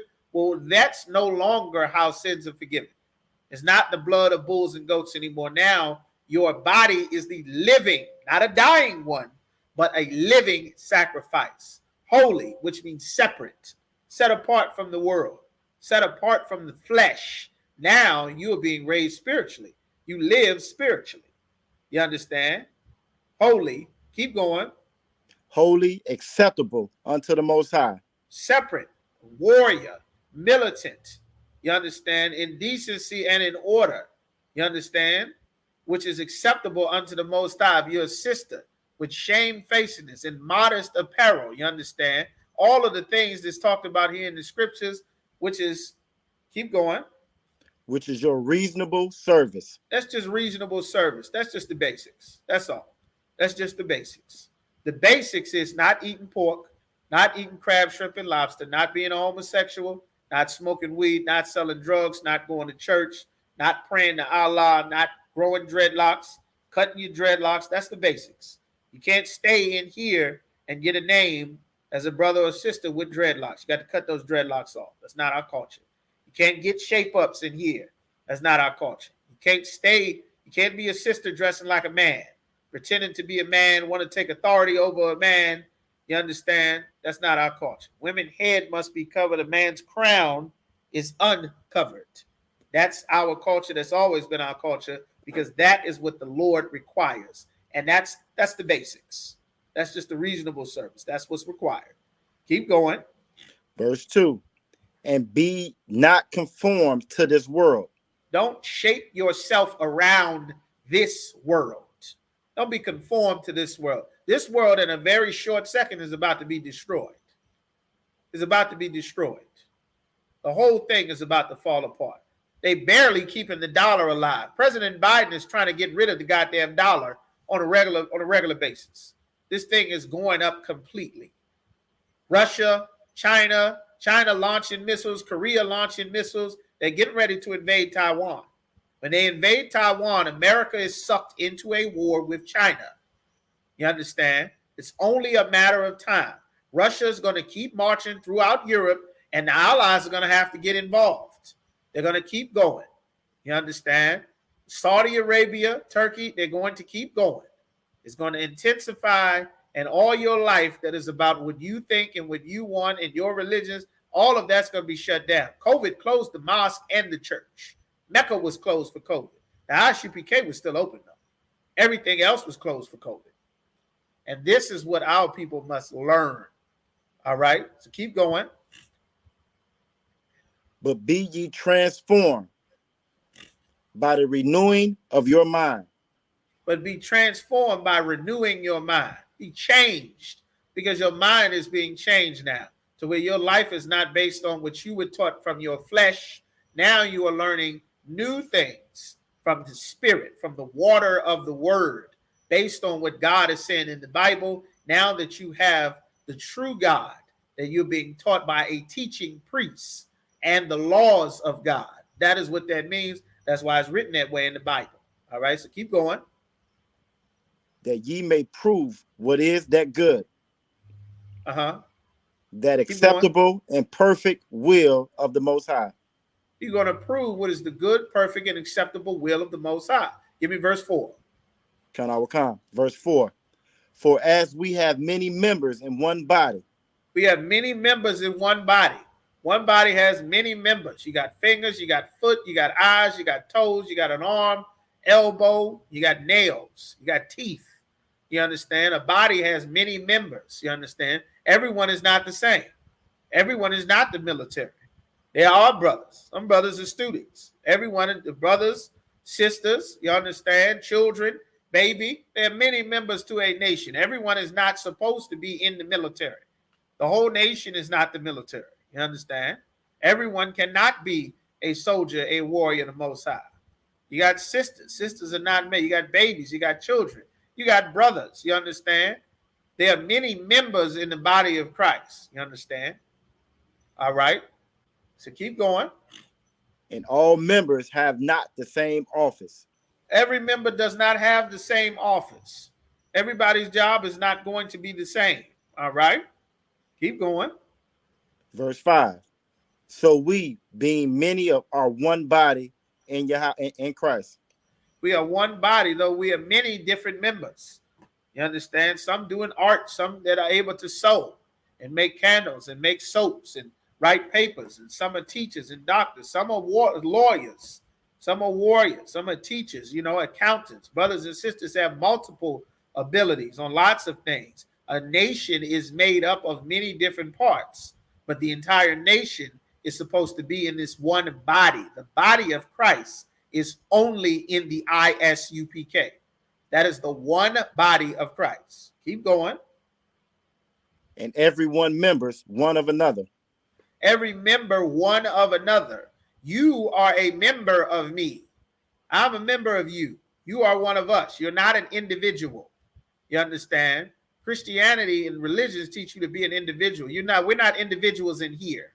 You may be a person. You may have some things that are good and bad and whatever, and that you are good and skilled at, and things that you're not skilled at. But you are a member of me. Just like the right hand is a member of the left hand. The heart is a member with the liver. It's all one body. You understand? That is why it is reasonable that we all have the same laws, that we live the same way. We say the same things. We do the same things. We eat the same things. This is how you have a nation. You understand? Not that individuality nonsense that you can't have brotherhood that way. You can't have brotherhood. Because while you being true to yourself, you leave the rest of your brothers to die.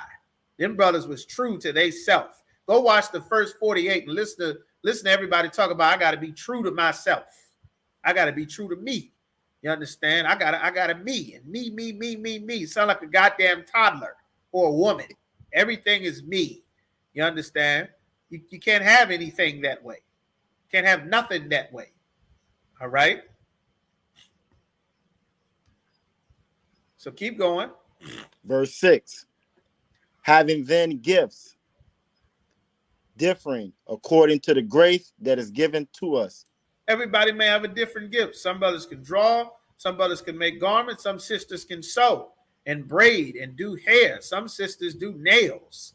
You understand? All kinds of gifts, and able to do taxes and life insurance, and teach sisters, lactation specialties and birthing children, and, doing hair, raising kids, and being in a daycare. Some brothers have all kinds of skills, from driving and shooting instructing and farming, all kinds of different things. All of this makes up the nation. You understand? We're one nation. All right? The entire United States of America is not just the Congress and the Senate. The police and the FBI is not everybody. You got citizens, you got civilians, children, babies, doctors, teachers, lawyers, students. There's lots of things that make up the nation. Everyone does not have to be the army and the military. This is not a job that every brother and sister can do.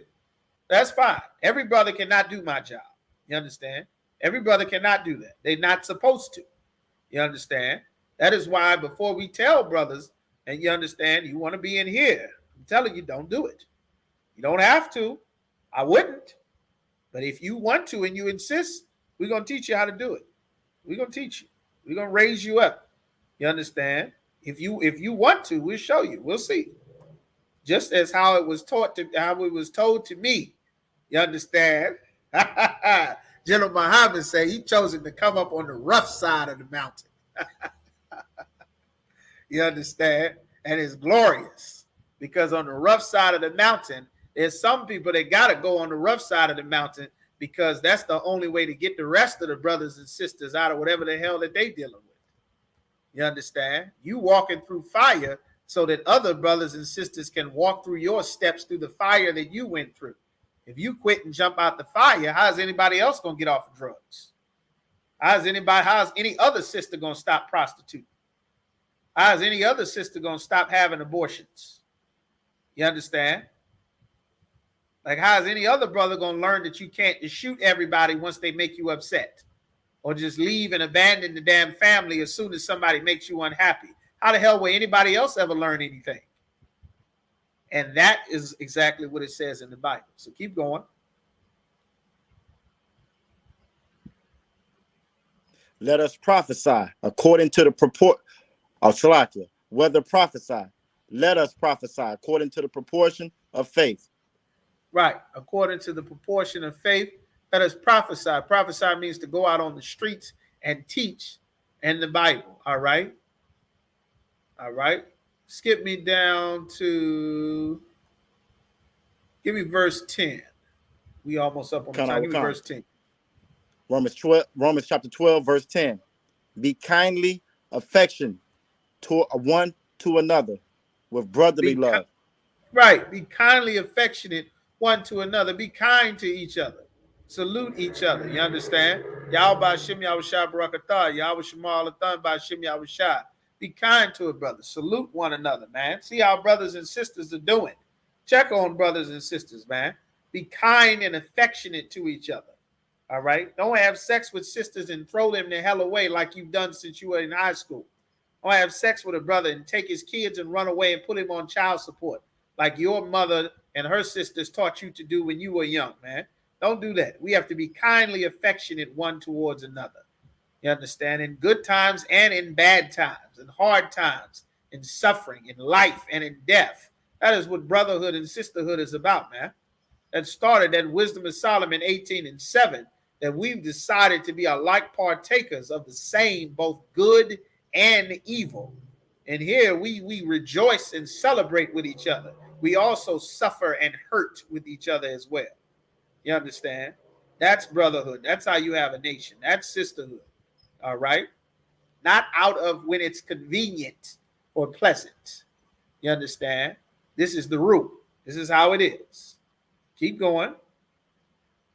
In honor, preferring one another. In honor. Right. No sweat. In honor, preferring one another. Honor. You understand? There's honor that is due. All right? There's honor that is due to the generals. That's why when you call general on deck, the honor that is due, everyone stands up because there's a general that is present, a general that is coming through. There's an honor that is given for the work that brothers have done. There's an honor that is given for his sisters. Sisters having baby, carrying babies. There's a certain honor that is given for that.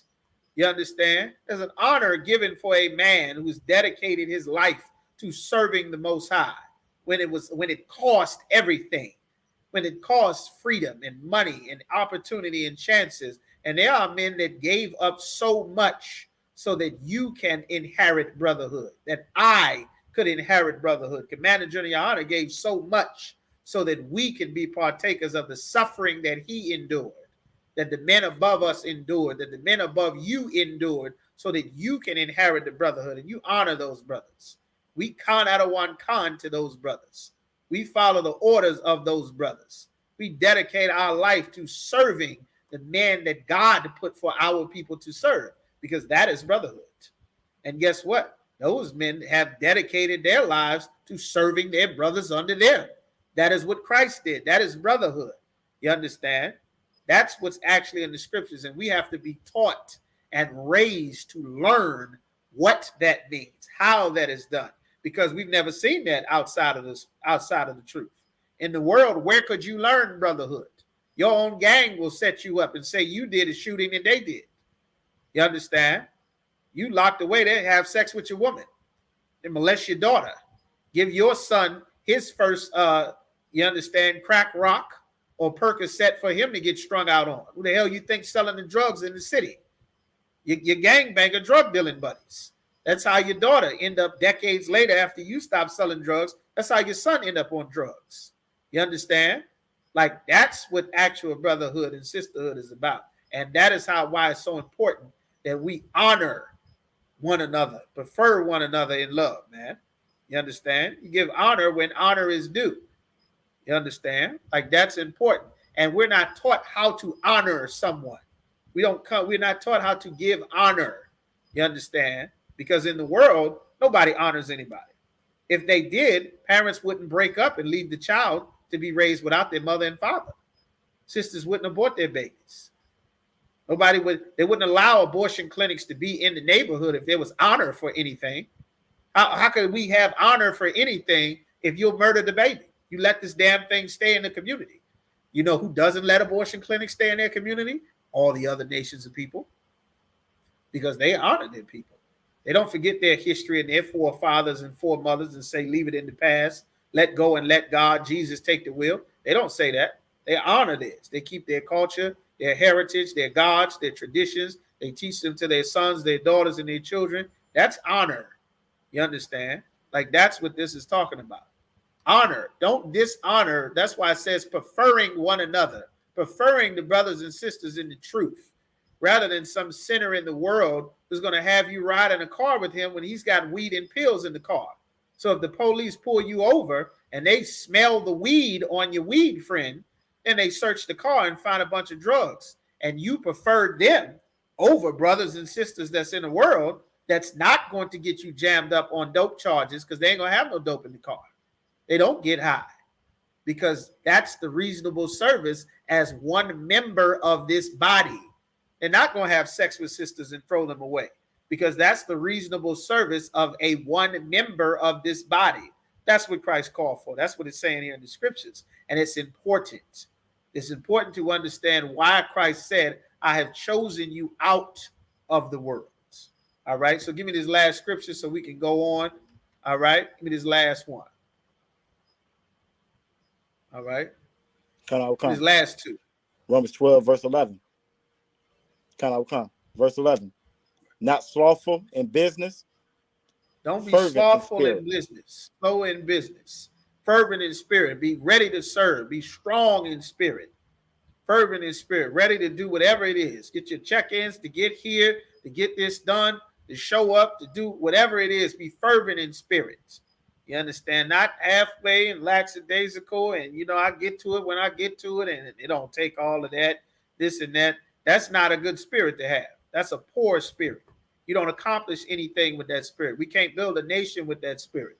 Other brothers and sisters won't be able to follow you and change their life with that spirit. They may start to follow you and then realize that everything is a joke, and then they'll take it for a damn joke too. Before you know it, they won't be doing anything either. Like, that's a demon. You understand? And that's what he's saying. Be fervent in spirit, not slothful in business. You understand? You get an order to do something, make sure you do that order. Make sure you on top of it. You can't do it, make sure you request more time. Make sure that you ask, is this right? Make sure you check to make sure it's done, because this is for the nation. It's not just because I want to do it. This is because this is for the nation. Not slothful in business, fervent in spirit, serving the Most High. Keep going. Give me verse 12. Right. Verse 12, rejoicing in hope.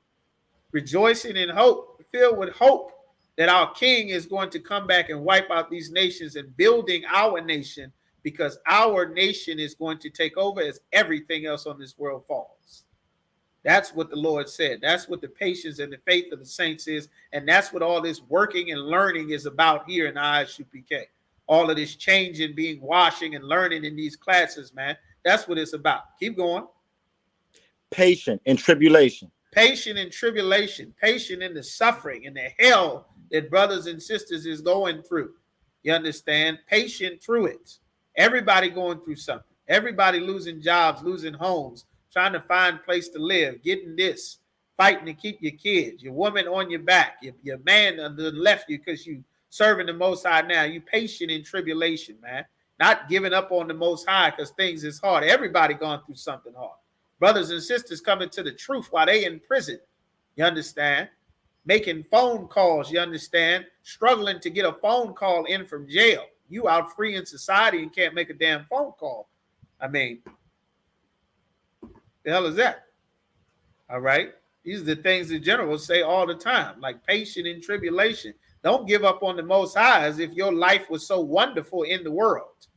As if everybody wasn't getting locked up, going back and forth to prison, fighting a weed or cigarette addiction, a pill addiction. You understand? Not having everything that we needed. That's how life was in the world. Don't come into the truth and think everything magically, just bread and candy gonna fall out the sky. That's not what serving the Most High is. That's not what it is. You understand? This is life and death. There's war being waged on our people all the time. You understand? That's why we have all these things set up for our people, man.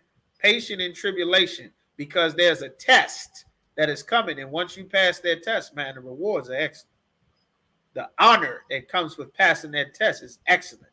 Like that honor with getting from Hebrew Academy, that honor from getting your Hebrew name, having that oil poured on your head, that honor for a sister keeping herself to be married to a priest, that honor from passing your officer's test, becoming an officer in the Lord's army. You understand? Becoming an authorized teacher to save our people and fight all the demons on the planet Earth, man. There's an honor that comes with that, man. And that is what we are fighting for in here. And the ultimate honor so that our king can inherit his kingdom when he comes back with the 200 million armies of heaven to put crowns on the heads of the men that stood with him while our people was in captivity, man. There's an honor that comes with that. And that's what we're fighting for here in the ISUPK, and building a world for our brothers and sisters, man, so that they can inherit that. All right. So keep going. Continuing instant in prayer. Continuing in prayer, man. Make sure that you're praying. That's why we get those prayers. Make sure brothers and sisters have those prayers and understand how to say those prayers, how to face the east and send those prayers up, man, and learning what to pray about. And as you learn and grow, the scripture says they were made whole. That's what's going on, man. All right. And with that, we're going to go ahead and end it here. Clap it up. Most High in Christ. All right, Akim. We're going to go ahead here. We're going to end that here. All right. So with that, we're just going to give one courtesy salute real quick. All right. Everybody else. All right. Admadium, which means to stand. Real quick, we're going to give one courtesy salute. Real quick, men of Israel. Admadium Shabbat. Admadium. Barak. Yahweh Shem Yahweh Shabbat.